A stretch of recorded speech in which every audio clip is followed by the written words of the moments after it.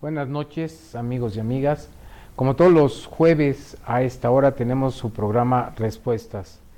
Un saludo a nombre del licenciado Jorge Gaviño Ambriz, que ahorita posiblemente no nos pueda acompañar, pero aquí estamos como todos los jueves y tenemos el día de hoy un programa muy interesante. No sé si ustedes se hayan preguntado, ¿me rinde mi salario? ¿Cómo ha repercutido la economía en mi bolsillo? Esto y más vamos a tratar el día de hoy, el salario digno, la dignidad en el salario. Para eso tenemos a nuestro invitado, el ingeniero Luis Martínez. Él es especialista en agroeconomía y en economía social. Mucho gusto. Un placer. Que esté con nosotros. Y a nuestro invitado de siempre, el licenciado Sergio Aguayo. Buenas noches. Buenas noches. Buenas noches a nuestro invitado. Bienvenido. Pues un tema bastante interesante, bastante controvertido por la situación que no solo en nuestro país, sino la economía mundial se está viviendo. Los salarios no alcanzan, no hay la suficiente fuente de trabajo, etcétera. Hay un problema económico y repito, no es solo de nuestro país, sino que tiene repercusiones a nivel mundial. Pero pues en el caso de nosotros, ¿qué es lo que nos interesa? ¿Qué hacer para tener un salario digno? ¿Cómo podemos incentivar la entrada de ese salario a nuestro hogar?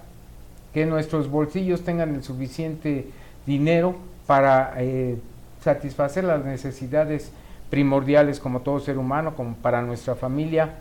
Para esto vamos a poner ahorita un documental que habla sobre la canasta básica, que nos da una idea de qué es lo mínimo que podemos necesitar en nuestros hogares. No se vayan, en un momento regresamos.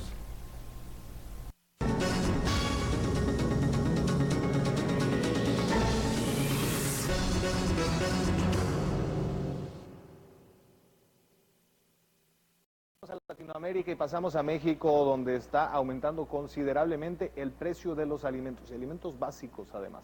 La Cámara de Comercio, Servicios y Turismo de la Ciudad de México alertó sobre el incremento generalizado. En el caso del tomate, por ejemplo, el precio subió hasta un 400%. Ahí en la capital el huevo también subió un 20%. El alza en las verduras alcanza el 30%. Todos ellos productos de consumo diario entre la población mexicana.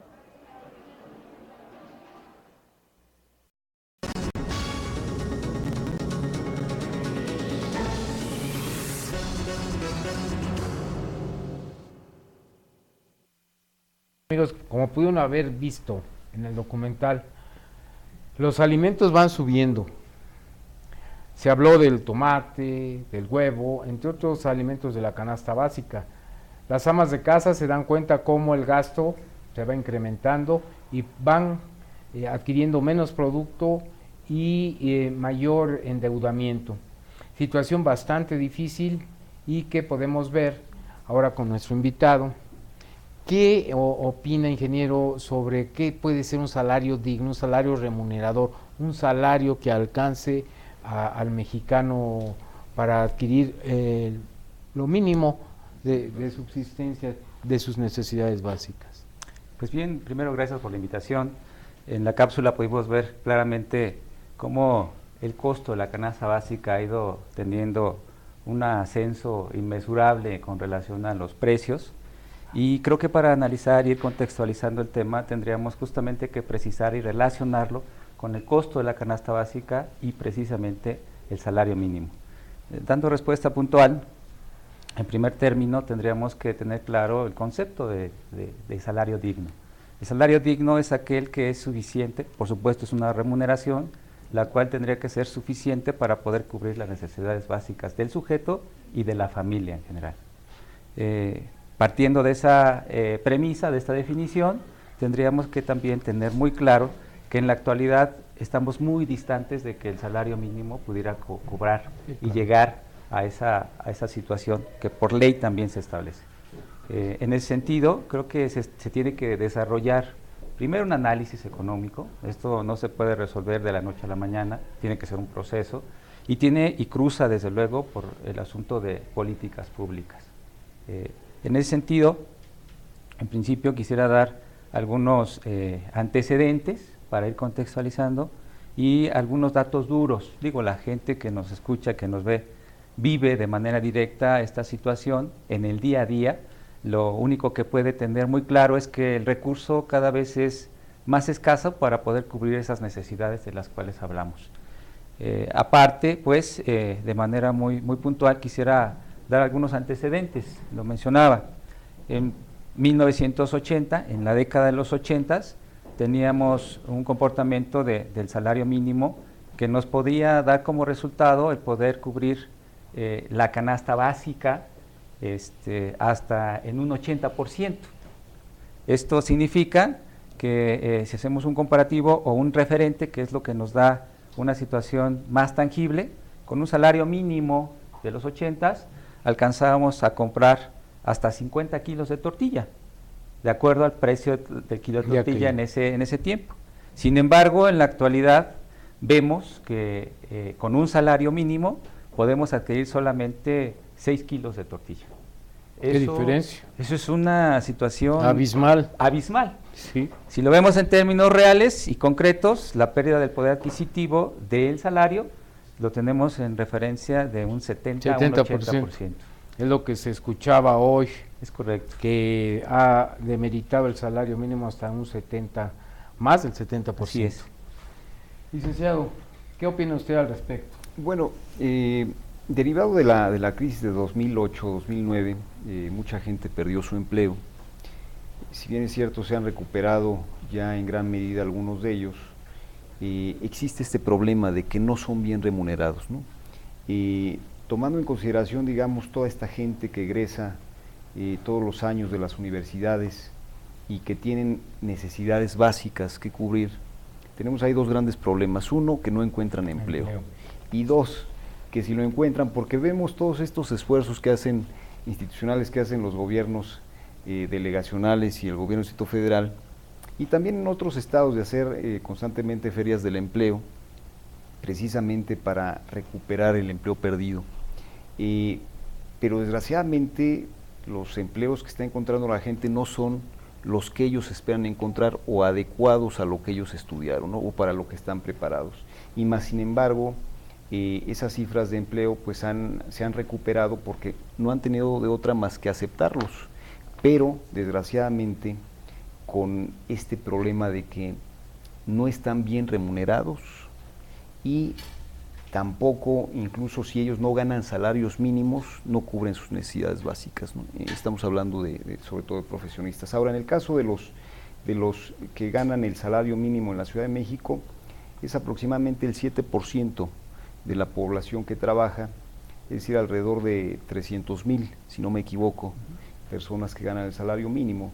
Pues por supuesto que hace ratito le leía yo al ingeniero Luis Martínez lo que dice la Ley Federal del Trabajo, en donde señala que el salario mínimo deberá ser suficiente para satisfacer las necesidades normales de un jefe de familia en el orden material, social y cultural, y para proveer a la educación obligatoria de sus hijos, y eso pues realmente no está sucediendo.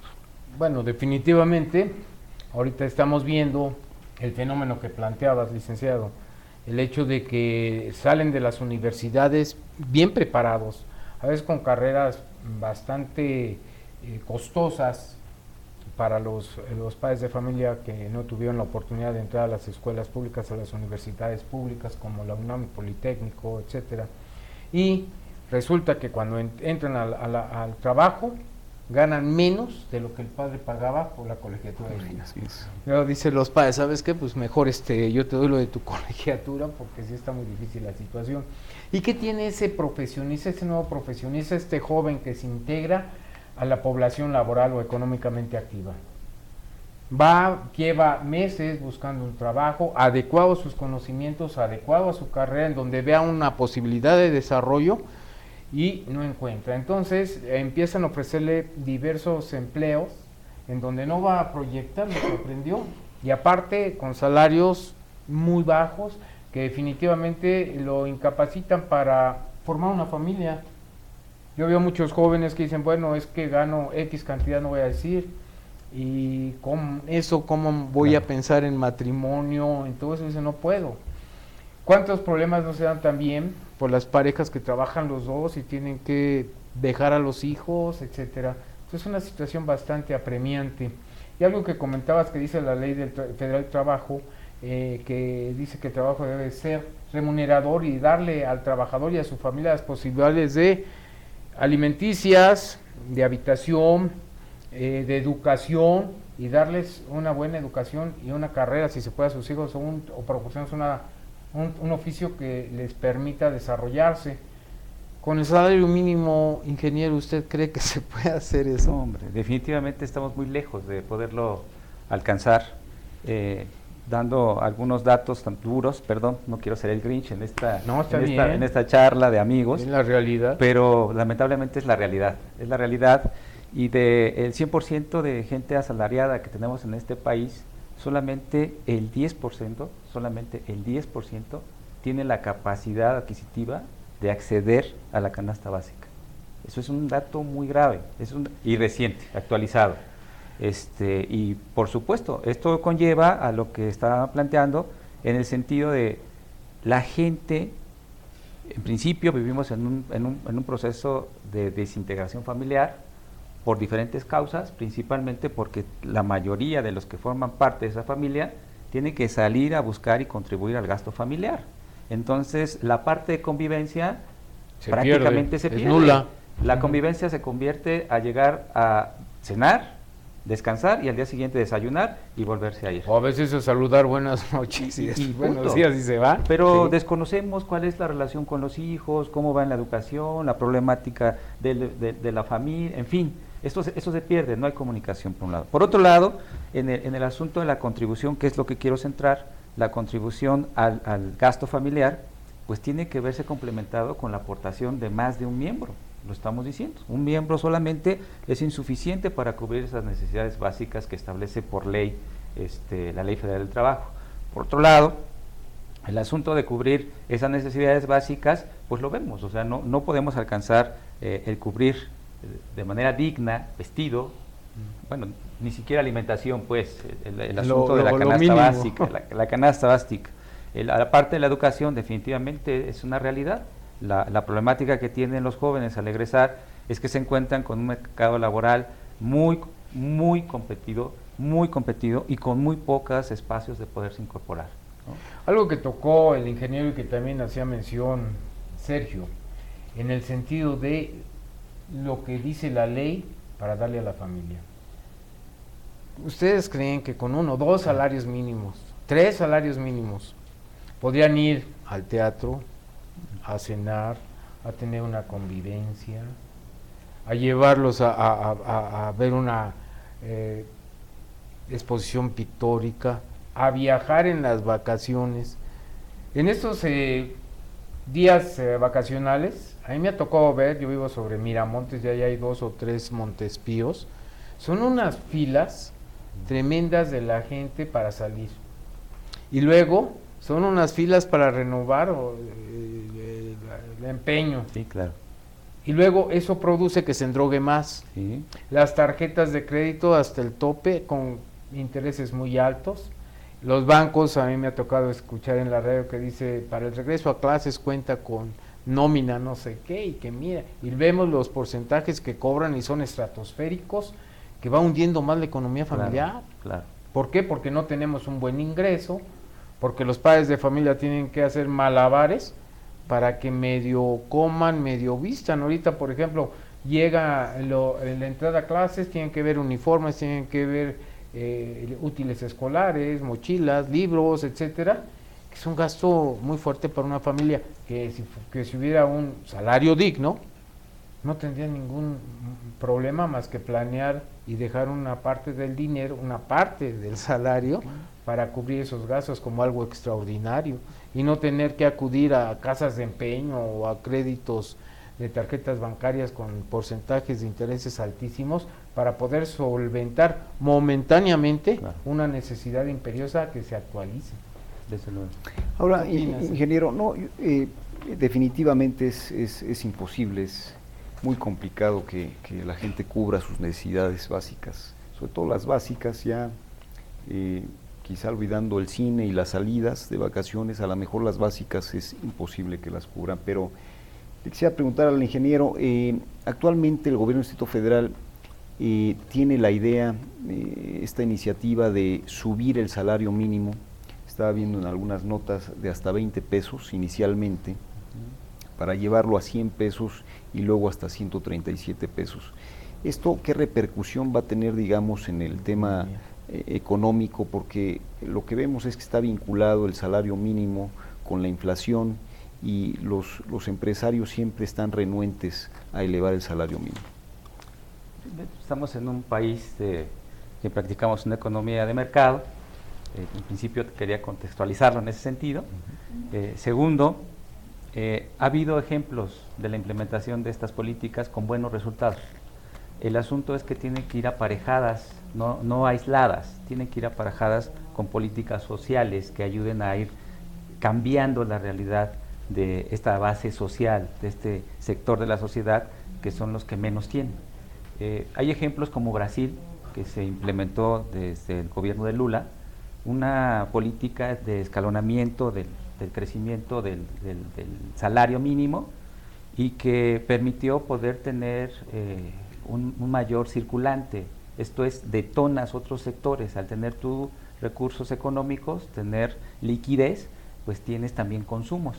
Cuando no lo tienes, no hay forma. Entonces, ahí reprimes el asunto de la economía. Cuando Brasil lanza esta situación, fue cuando logró reducir sus índices de pobreza considerablemente.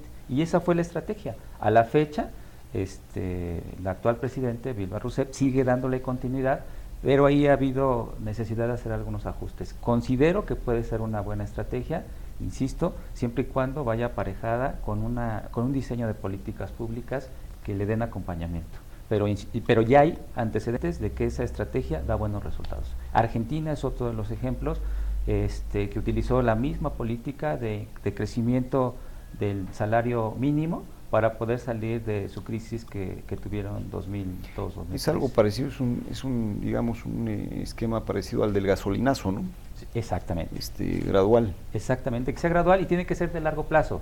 Aquí tenemos que tener muy claro que son programas no a corto y no a mediano. Son programas de largo plazo. Insisto, en el caso de Brasil, el presidente Lula no alcanzó a terminar de ver los resultados de eso, pero dejó los cimientos. Y es una cuestión de darle seguimiento. Si nosotros estamos considerando, sin una estrategia, sin una planeación correcta y un diseño de políticas públicas, solamente a lanzarlo como una buena intención, desde luego que no va a tener el impacto que se busca. Tiene que ser una estrategia integral enfocada en ese sentido. Es decir, perdón, lo que está planteando el ingeniero es que tendría que ser un tema que tendría que trabajar con el gobierno federal, o sea, no puede ser aislado. Desde luego. Eso es muy importante, Sergio, que lo comentes, pues, y me lleva también al hecho de establecer que sería un grave error, pues, tratarlo de manejar como una bandera política, porque esto es un problema que vivimos los mexicanos en el día a día, y la gente que nos ve y nos escucha lo vive día, mañana y noche. Y lamentablemente no nos hemos enfocado a buscar estrategias que den respuesta a esta problemática, teniendo como referente, insisto, algunos otros países donde se han podido establecer de manera muy exitosa. Y digo, de manera contraria, lo que se ha logrado a partir de estas últimas décadas, hablaba de los 80s a la época actual, es que México ha incrementado sus niveles de pobreza de manera alarmante, encontrándose dentro del top 10 de los países más pobres del mundo, ¿no? Entonces, en ese sentido, es importante que nosotros vayamos encauzando, pero desde luego tiene que ser en el ámbito global, pues, ¿no? En el ámbito federal. Por ahí ya hay gente que anda tratando de abanderar el asunto, ya están haciendo algunas consultas ciudadanas, pero es claro, pues, el manejo faccioso que se está queriendo hacer de esto, ¿no? Creo que es un tema que no se debería de manejar de esta forma, no es un tema populista, pues, es una grave situación que vivimos en México y que tendríamos que asumirla con la responsabilidad que se requiere. Bien, aquí comentabas, ingeniero, algo muy interesante. intervención de las políticas públicas tendientes a garantizarle al ciudadano que su salario le va a alcanzar para satisfacer sus necesidades básicas. Hasta ahí estoy muy de acuerdo. También se me hace que debe ser necesario que sea a nivel federal. Desde luego. Porque, digo, por favor, ¿no? Tiene Claro. que ser a nivel federal. Esa es otra de las situaciones, pero sobre políticas públicas, ¿qué va a hacer el Estado? ¿Cómo va a intervenir el Estado para el control de precios? Fíjate Porque, que- perdón, no como sé. comentabas que nosotros somos un Estado de economía de mercado.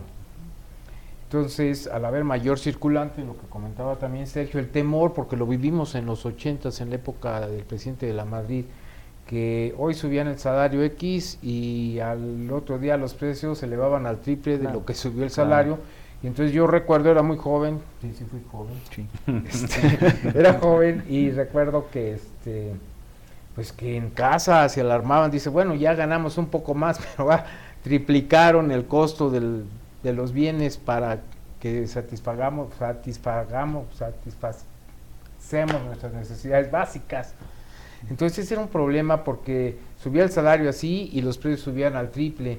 ¿Hay alguna política pública en donde el Estado intervenga para evitar que los precios empiecen a incrementarse de esa manera y que haya un problema inflacionario que después no se pueda controlar? Desde luego, cuando hablo de una política integral, me refiero justamente a eso.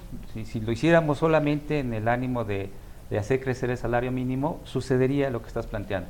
Un ejemplo reciente de la situación grave que vivimos cuando hay una escasez de algún producto fue la temporada reciente del incremento del limón.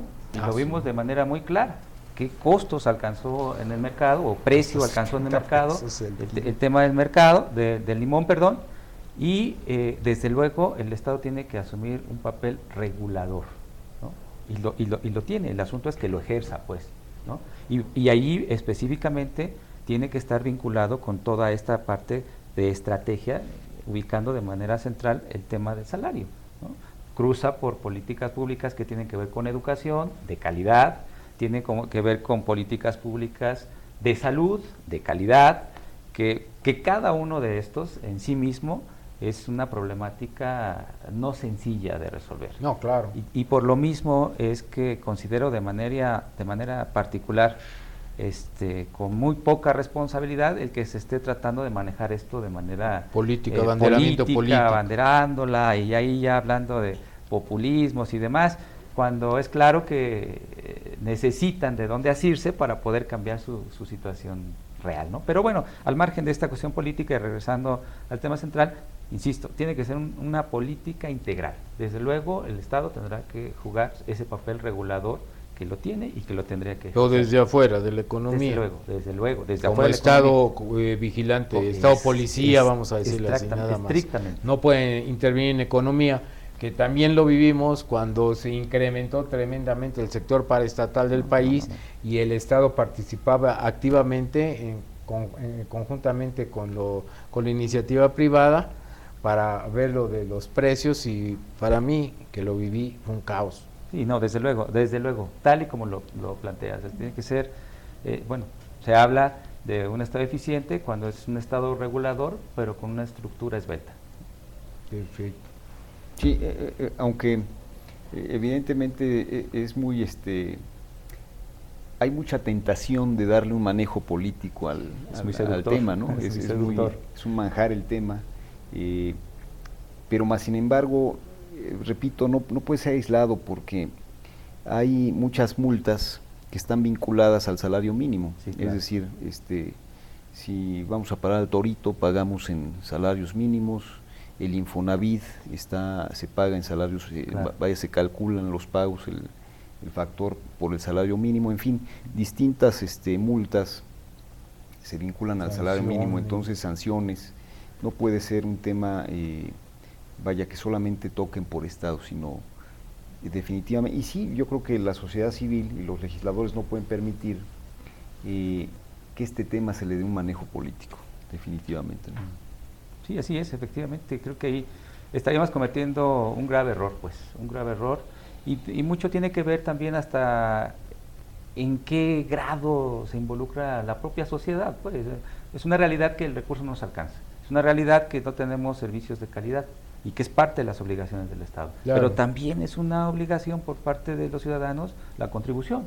Entonces, creo que tiene que ir vinculado. Y a esto me refiero a que, okay, yo como ciudadano estoy dispuesto a pagar y contribuir, pero siempre y cuando se vea retribuido de manera proporcional a mi aportación.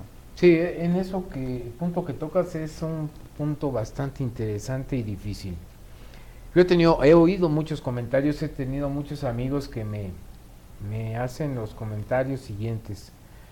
Si yo pago tanto de impuesto de producto del trabajo, el IVA, bueno, me hace una serie de impuestos y dice, y sin embargo cuando llego a mi casa prácticamente caigo en una barranca. Sí, ¿por qué? Porque son unos hoyos tremendos.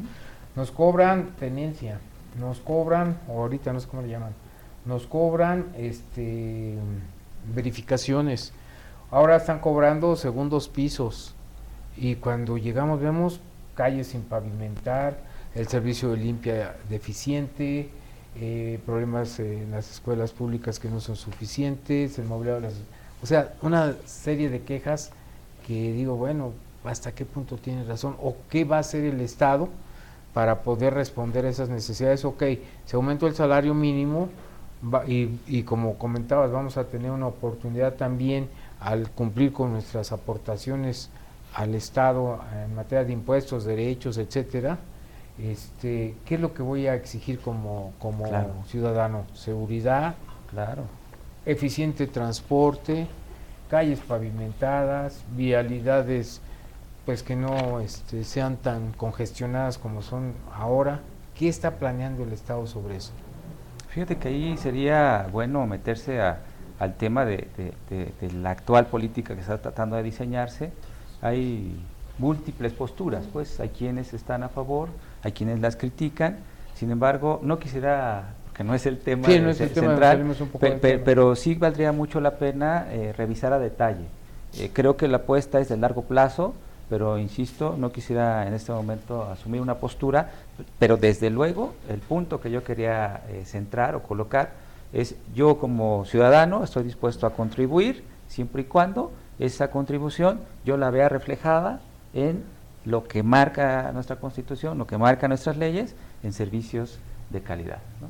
Y que tiene que ver justo con esto que estamos estableciendo. Si el Estado en sí mismo empieza a tener mejor servicio de lo que está obligado a proporcionarme como ciudadano, entonces yo estoy dispuesto también en este sentido a contribuir. Y por otro lado, en esta estrategia de poder lograr llegar a establecer un salario digno en México, podríamos nosotros estar tratando de cerrar la pinza o el círculo para que tanto ciudadanía como gobierno, federales y locales, pudieran tener una mayor eficiencia. Y desde luego, reducir muchos índices, entre los que me gustaría rescatar es el asunto de pobreza y el asunto importante que establecías al inicio de la charla, la parte de desintegración familiar motivada por la falta de tiempo. O sea, la gente, las familias, los miembros de las familias están metidos en el trabajo, en las actividades laborales,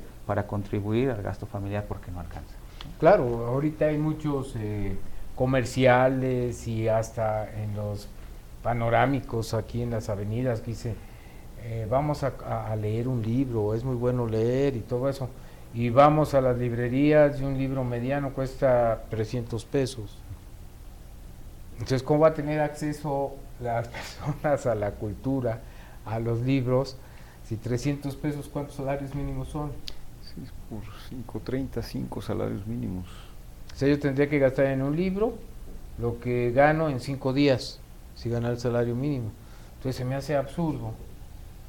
No quiero parecer controversial, pero que propongamos la cultura, que propongamos todo esto con un salario mínimo en la bolsa, digo, ni una revistita en el puesto de periódicos. Pues es un absurdo. Lo que comentabas es muy interesante, ya cuando es paulatino, que no lo vamos a ver mañana o pasado, porque pues todos tenemos la ilusión, vamos a decir así, de que mañana pasado se promulga, se publica una ley y se va a ver reflejada la semana que entra en mi bolsillo o en los servicios. Eso no es cierto. Claro que no. Todo lleva un proceso de adaptación, todo lleva un proceso, y pues desgraciadamente no podemos decir que con este aumento para que salga para X día, la gente va a empezar a ver todo esto que estamos platicando de un día para otro. Claro. Pero sí, como el caso de Brasil, sentar las bases para que el mexicano tenga una vida digna y decorosa.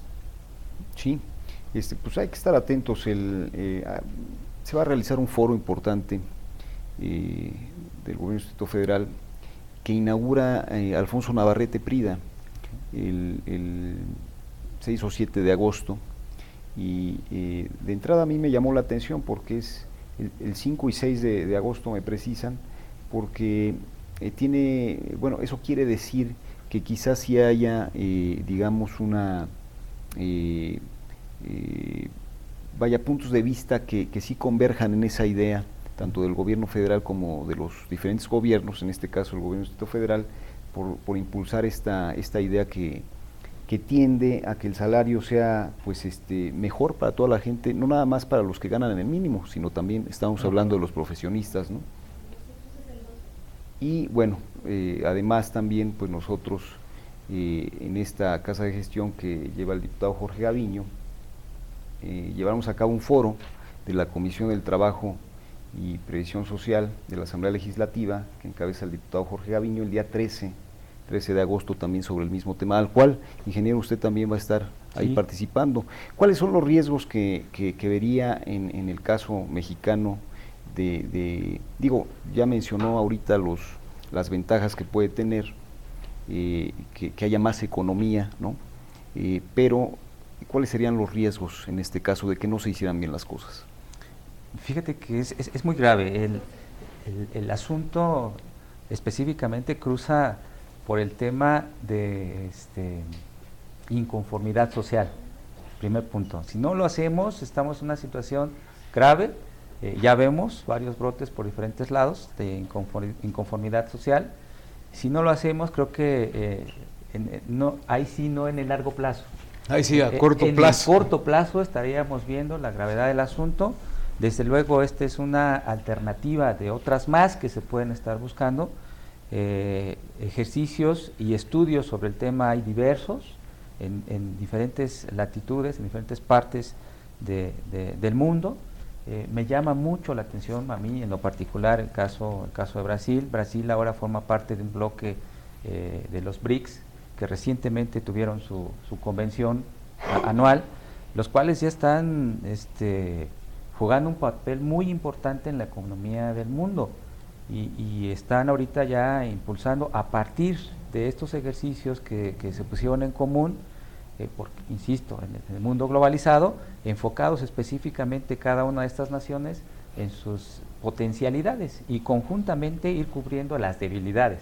Entonces creo que es un buen ejercicio que vale la pena revisar, y en relación a esto se ve reflejado pues las bondades del sí hacer las cosas. El no hacerlo implicará, insisto, en el corto plazo una crisis más grave de la que ya tenemos, incremento en los índices de pobreza, que nos ha costado mucho trabajo no disminuirlo, frenarlo, ¿okay? Y por otro lado, el asunto de poder dar posibilidad y cauce, desde luego, a esa masa creciente día a día de gente que está buscando una posibilidad de empleo, egresados de universidades o no, pero que están buscando la posibilidad y la oportunidad de acceder a un empleo. Claro, eso que comentas de egresados o no de universidades es muy real, porque lo que se tocó al tema de los nuevos profesionistas que salen de las casas de estudio a la vida laboral y se topan con este problema. Pero ¿qué de aquellos que no son profesionistas, que no tuvieron la oportunidad de ir a las universidades y que llegan a una edad laboral y que además tienen una familia y que además no tienen una preparación ni técnica ni profesional? ¿Cómo van a enfrentar la economía? Claro. Por eso hay tanta comercio informal. Se ha incrementado, bueno, ahorita ya va un poquito mejor según nos dijo el INEGI, pero el índice de delincuencia porque no encuentran trabajo, Claro. porque no tienen manera de allegarse de recursos para mantener a sus familias. Entonces no solo es el problema del profesionista que comentaba Sergio, es el problema de muchos jóvenes que llegan a los 17, 18, 19 años, que viven una necesidad en su casa, que tienen extrema pobreza, que viven en barrios alejados de la civilización, voy a decir así, no de manera peyorativa, y en situaciones pero ínfimas, que de sobrevivencia. Sí. Entonces esa gente también tiene el derecho de encontrar un trabajo y de tener un salario que le permita que viva decentemente, ¿no? Pero fíjate, complementando el comentario que haces, antes era así, ¿no? Hace todavía algunas décadas, década y media, eso se daba principalmente en los núcleos rurales, ¿no? En las áreas alejadas de las manchas urbanas. Ahora también en las zonas urbanas. Sí, claro. O sea, la pobreza urbana ha crecido Sí, ese increíblemente. es el problema. ¿Por qué? Pues es un proceso natural, lo acabas de mencionar. Hay gente que emigra del campo a la ciudad en busca de una posibilidad de emplearse. Hay gente que emigra al extranjero para poder modificar su condición de vida. Y hay gente que de plano ya no se ve en condiciones, pues trata de buscar alternativas, se va a la economía formal. Y muchos otros son captados por la delincuencia. Desgraciadamente. Desgraciadamente. Y eso no lo digo yo, están ahí las estadísticas. Claro. Entonces, de que son cuestiones que tenemos que asumirlas, pedirles, en este caso a nuestros legisladores que lo abanderen, desde luego. Impulsarla, desde luego, cruza por un proceso legislativo, un programa de largo plazo vinculado con los gobiernos locales, con el gobierno federal. Yo festejo que el gobierno del Distrito Federal esté empujando ya en ese sentido. Ya mencionaba Sergio el asunto del foro que están promoviendo próximamente. El 12, ¿verdad? El 12 precisamos. Y desde luego, perdón, ahí vamos a estar tratando de poner nuestro granito de arena para que la gente entienda que estamos así en gran medida porque no nos involucramos, somos muy apáticos, creemos que nuestra democracia se ejerce a partir del hecho de ir a sufragar el día de la elección, con todas las situaciones que se viven en los procesos electorales. No quiero mencionar ninguno de ellos, pero nuestra democracia es una democracia incipiente que va por mucho más allá de eso. Pero es que acabas de tocar un punto medular. Todos tenemos la idea vaga de lo que es la democracia. Muy correcto. Si leemos con atención el artículo 3 de la Constitución, dice, tomando como democracia no una estructura jurídica, Claro. no una forma política, sino un medio de vida, Desde luego. basado en el constante progreso económico, social y cultural del pueblo. Claro. Y aquí te doy la democracia, voy a votar. Y ya se acabó la democracia. Y por otro lado, de verdad es que festejo mucho en lo particular al diputado que ha estado manteniéndose al frente con un muy buen papel en la legislatura, específicamente ahí abanderando el tema de manera objetiva, pues, con un equipo de compañeros que están involucrados, que se ve el compromiso. Y el asunto es cómo hacer para que este equipo permee con el resto de la sociedad, sea capaz de colocar el tema y que la gente hagamos la parte, me refiero a los ciudadanos, hagamos la parte que nos corresponde para impulsar esta política pública. Pues finalmente es en beneficio de todos nosotros y en la medida en que nos involucremos vamos a poder lograr tener resultado, insisto, en el mediano y largo plazo. Claro. No sé si tenemos otro video, ¿sí? Nos acompañan 1 minuto y medio, 2 minutos, tenemos otro video sobre el tema, regresamos, no se vayan.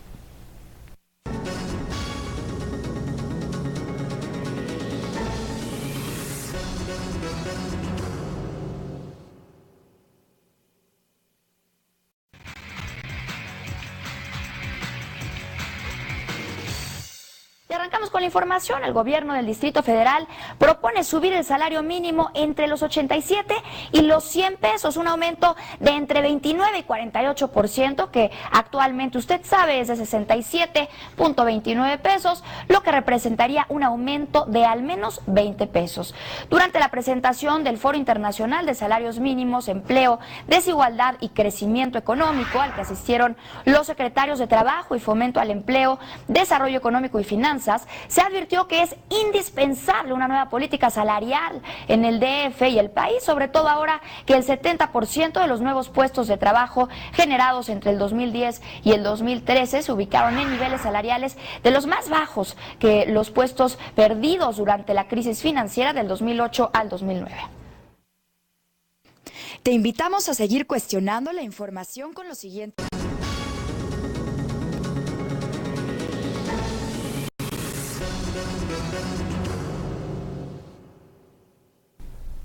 Bien, amigos, amigas, ya estamos aquí. Pues después de este video, ¿qué es lo que tú sugerirías o qué propondrías a nuestros legisladores para que se hiciera estas reformas, pero siempre y cuando no tenga efectos secundarios? Comentábamos fuera de cámaras que si hay que repartir 10 pesos entre 10, después 10 pesos entre 20 y después queremos aumentarle lo que les toca de los mismos 10 pesos, pues va a estar muy difícil. Claro. Pero necesitamos hacer riqueza, producir industria. Desde luego, en lo particular, la apuesta en principio es en una suma y una coordinación, dejando al lado los intereses particulares y poner al frente los intereses del pueblo, de la ciudadanía. Creo que este esfuerzo que hoy Sergio nos plantea y nos comparte de los foros que se están empezando a llevar a cabo es una iniciativa, es un avance, es empezar a colocar el tema sobre la mesa y en ese sentido yo creo que una de las estrategias que pueden ser útiles es ir a partir de nuestros diputados locales, buscar socializar esta información y desde luego de manera paralela con los diputados a nivel federal. Cuando digo socializar la información con los diputados locales, sabemos que hay comisiones en común, entonces, y la problemática en común está a nivel nacional, pues. Entonces, pero el asunto es que difícilmente llega a ver la comunicación del legislador de Tamaulipas con el del DF, o del DF con el de Chiapas. Y entonces, cuando hacemos este esfuerzo conjunto, porque ahora se está empezando a hacer desde lo local, ahora en el DF, podría ir permeando y de esta manera empujar para que avancemos un poco en la construcción de este camino y poder llegar a la construcción a nivel federal. Creo que es un camino, insisto, que va a requerir de mucho esfuerzo y de ir logrando convencer y más que convencer, concientizar a los legisladores y desde luego a los actuales funcionarios públicos. Yo creo que esta labor de concientización es buena, es una excelente propuesta, porque pues el ciudadano ya no tiene que concientizarse, él ya lo está sintiendo. Ya lo vive. Sí. Bien, Sergio, ¿qué podemos concluir del tema? Conclusión. Finalmente yo diría que se han creado muchas expectativas, ahora acaban de aprobar la reforma energética, ya casi terminan las aprobaciones de estas leyes también, y la gente, sobre todo muy controvertidas, en muchos casos, hay gente que está a favor, hay gente que está en contra, lo que sí hay es mucha expectativa de crecimiento económico en el país. La gente en la calle tenemos esa expectativa de que estas reformas, sobre todo la que más me llama la atención es la de telecomunicaciones. Yo estoy cierto que ahí sí puede haber un avance importante en la competencia, y la competencia sí generaría, a mi manera de ver, más empleos, pero si no sucede así y estas cosas, estas reformas, digamos, no impactan en lo inmediato, en el mediano y largo plazo, el descontento social va a ser muy fuerte. Claro. Y se va a ver reflejado también quizá en este sexenio. Claro, desde luego. Esperemos que no. Ojalá. ¿Tus conclusiones? Pues mira, en Luis principio Martínez. muchas gracias por la invitación. Vamos a estar próximamente en el foro. Quise asumir un papel principalmente como ciudadano, aportar información, y la conclusión que quisiera cerrar es que las cosas se pueden hacer siempre y cuando nos involucremos para que suceda. No podemos dejar de lado el que otros resuelvan nuestra problemática. Tenemos que sumarnos en esa solución y en esa búsqueda de solución conjunta. Y en lo particular, la estrategia que se está planteando de largo plazo con relación a salario digno ha dado resultados. Nos puede dar resultados en México y el asunto es sumar esos esfuerzos. Bien. Sergio, ¿qué tenemos en el módulo del licenciado Gaviño? Claro que sí, licenciado Gres. Tenemos amigas y amigos todos los martes, salud visual de 12 a 5, salud dental lunes, martes y jueves de 3 a 6 de la tarde, taekwondo lunes, miércoles y viernes de 4 a 5, taebo viernes de 10 a 11 de la mañana, zumba lunes y miércoles de 10:30 a 11:30, pilates para niños jueves de 4 a 5 y adultos viernes de 11 a 12 del día, guitarra todos los lunes de 4 a 6, clases de salsa lunes, miércoles y viernes de 6 a 7 de la noche, taller de teatro infantil martes de 4 a 6, psicólogo, hay que hacer previa cita todos los martes y viernes al 63 86 76 30 y de igual manera para la asesoría en materia de inmuebles, también hay asesoría en bolsa de trabajo y también pueden venir y tramitar su seguro de desempleo. Aquí va a haber funcionarios todos los días miércoles de 10 de la mañana a 1 de la tarde de la Secretaría del Trabajo, de la Dirección del Seguro de Desempleo, de 10 de la mañana a 1 de la tarde todos los miércoles. Los esperamos aquí en la casa del diputado Jorge Gaviño Ambrís. Bien, pues no nos queda más que agradecerles el favor de su atención e invitarlos para que el próximo lunes a las 8 de la noche, no es cierto, a las 7 está los Leyendas del Ring, que es lucha libre, box, etcétera, que ha tenido mucho éxito con nuestro auditorio.